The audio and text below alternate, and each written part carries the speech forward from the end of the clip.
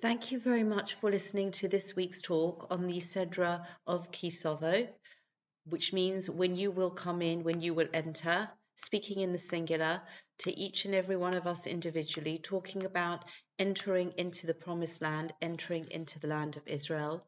We dedicate this week's learning to the safe and speedy release of all of the hostages currently held in Gaza and the safety and security and success of all of the soldiers in the IDF as they carry out their missions.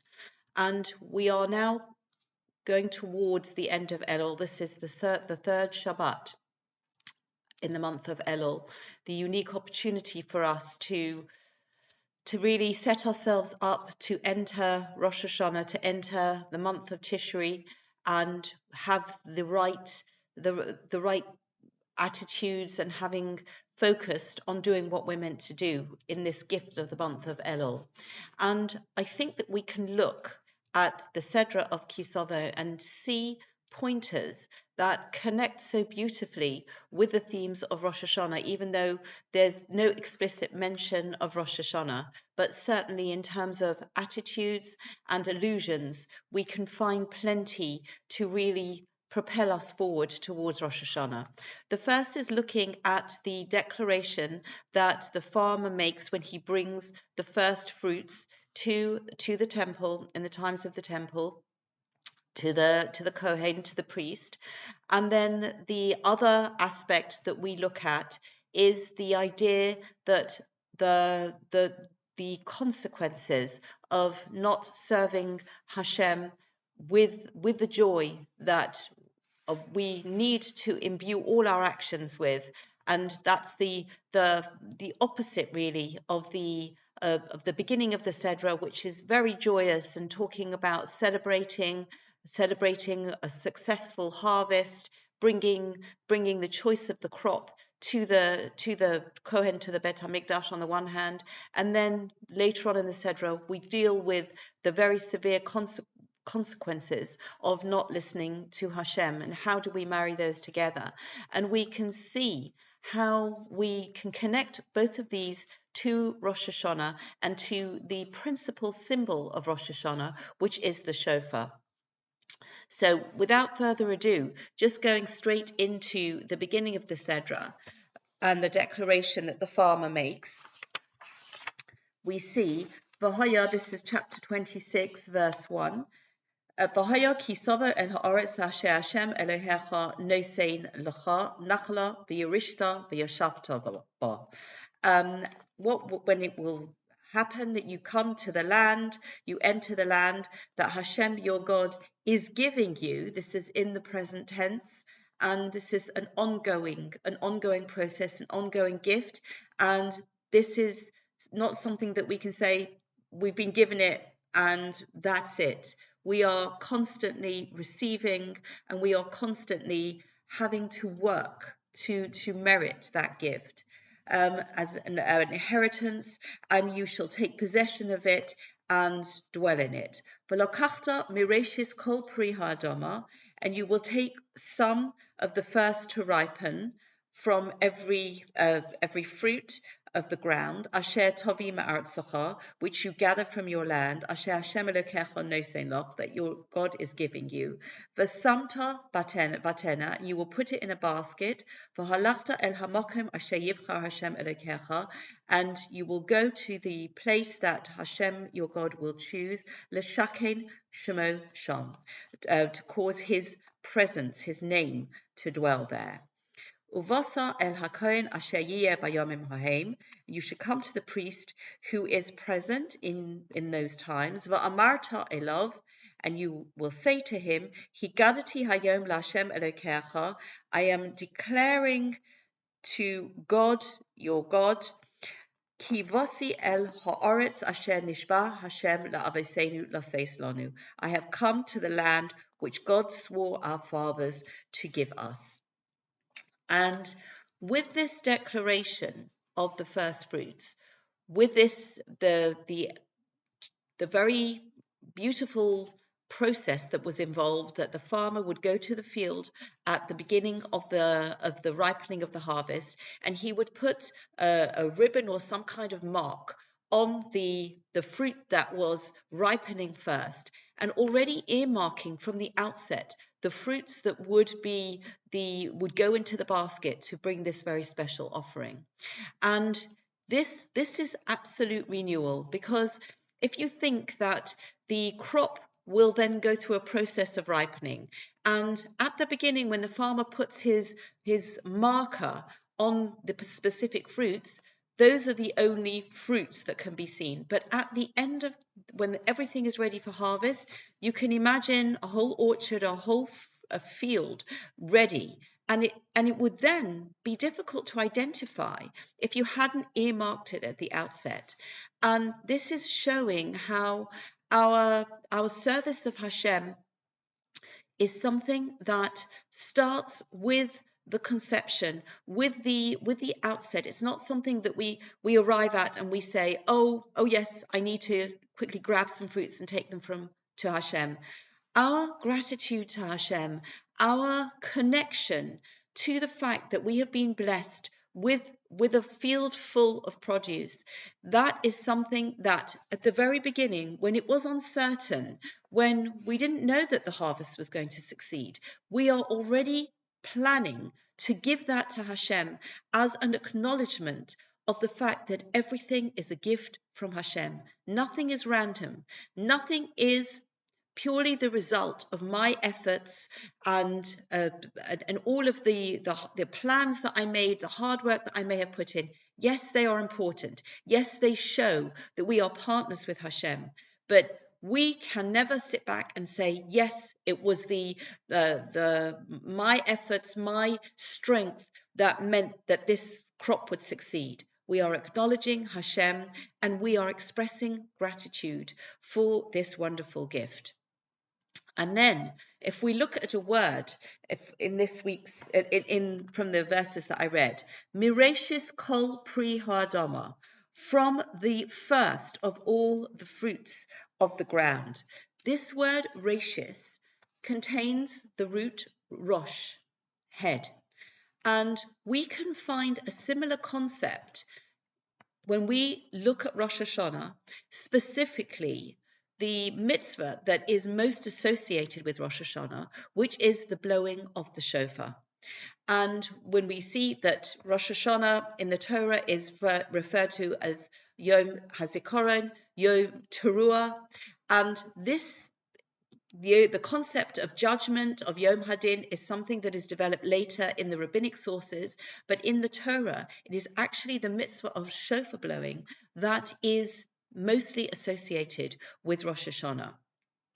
And what we do when we blow the shofar is we take our breath and we exhale and make this sound of the shofar, the wordless sound, that pure cry from the heart, that when we exhale, we are giving from our very core, from the depths where I'm supposed to breathe most deeply, most effectively.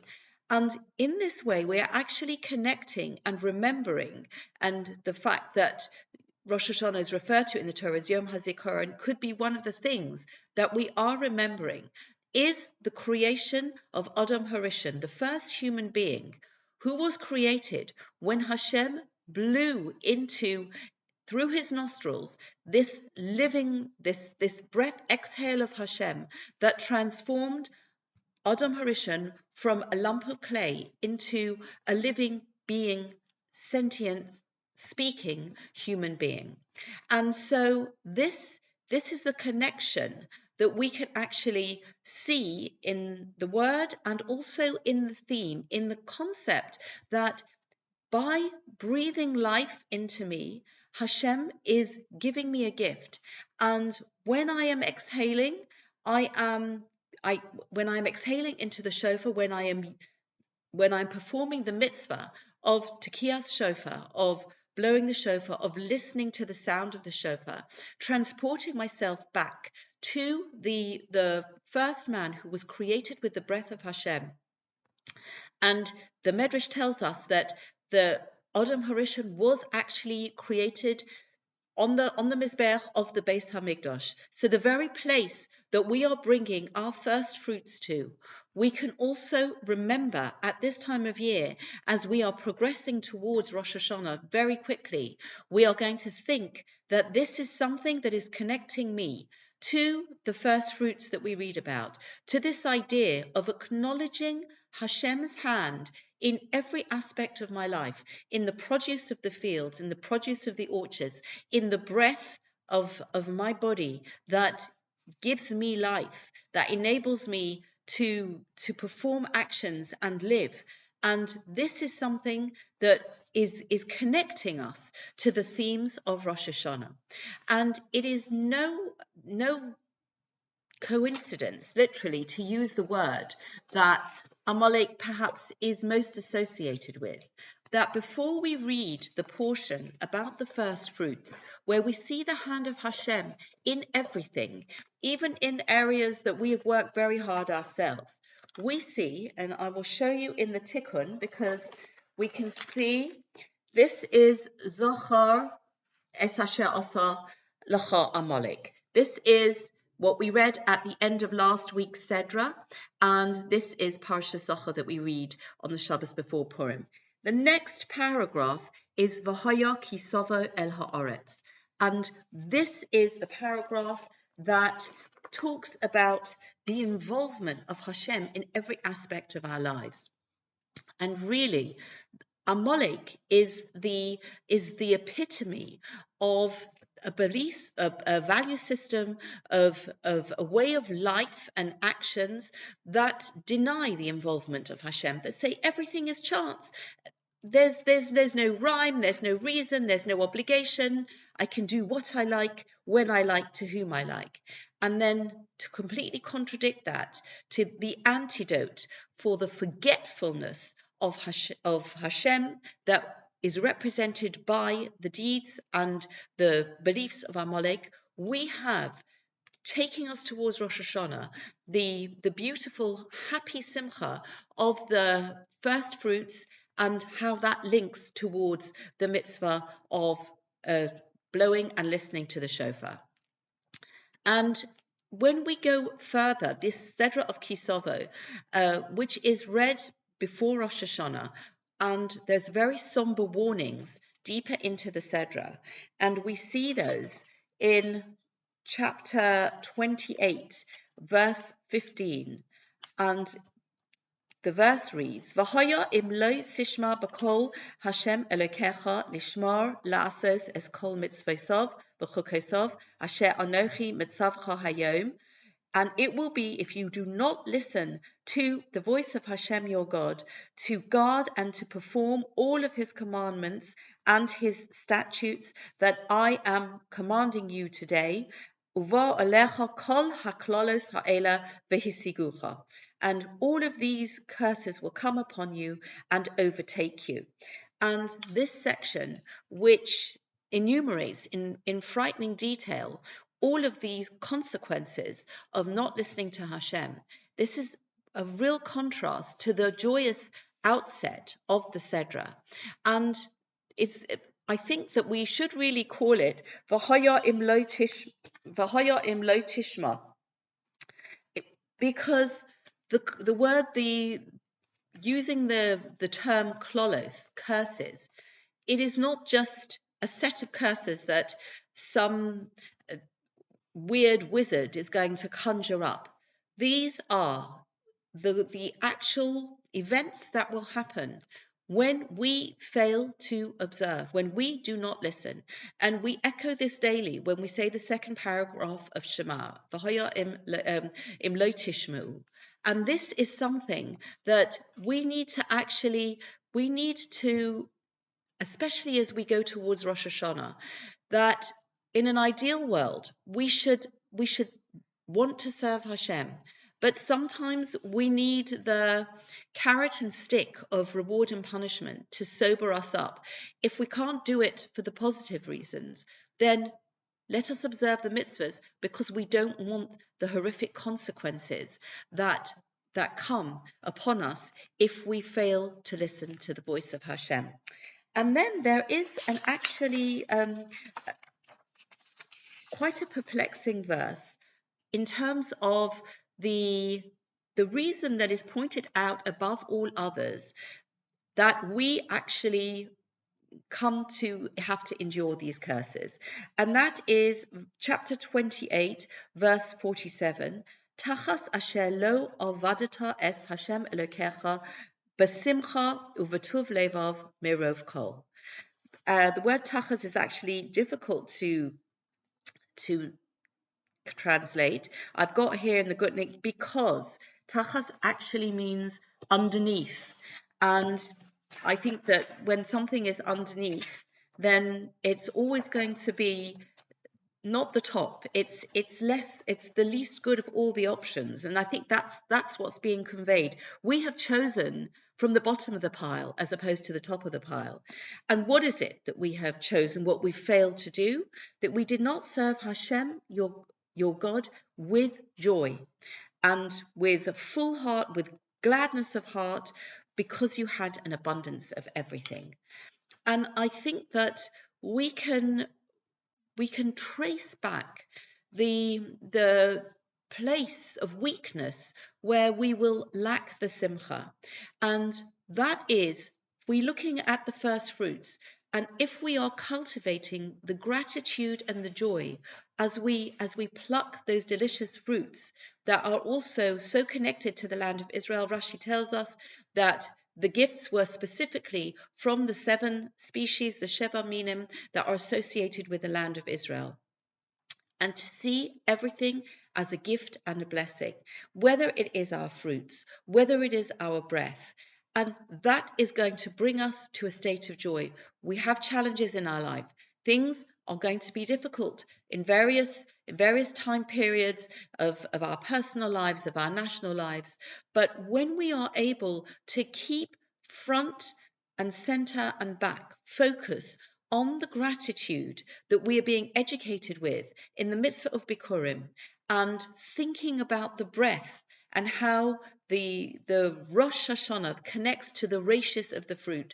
This idea that the principle, the top, the head of our year, of our focus, has to be this acknowledgement, this gratitude that brings with it the simcha shel mitzvah, the joy of performing Hashem's commandments. And in this way, we are going to be able to stay on the path of listening to Hashem. We are going to, please God, merit to be blessed with a year of good news, of success, of unity, of simcha shel mitzvah. And we should have all our prayers answered, and we should merit to see, please God, the true simcha of the coming of Mashiach as we take these lessons, really embrace them and refine them as we go towards Rosh Hashanah. Thank you very much for listening. Wishing everybody Shabbat Shalom.